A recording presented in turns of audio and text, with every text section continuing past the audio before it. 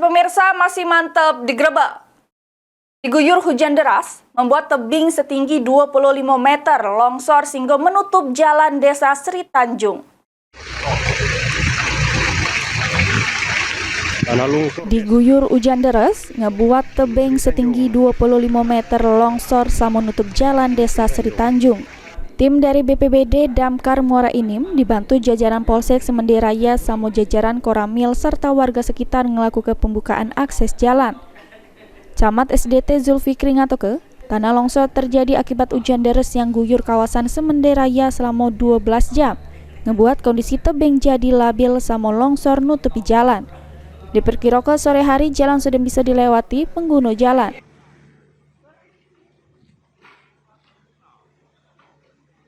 Diakibatkan hujan deras selama 12 jam, evakuasi dan perbaikan insya Allah pada sore ini akan selesai. Sementara itu, Kapolsek Semende Raya, Ibtu Guntur jelaskan, untuk arus lalu lintas dialihkan ke jalan alternatif liwat Simpang Sri Tanjung menuju Muara Tenang.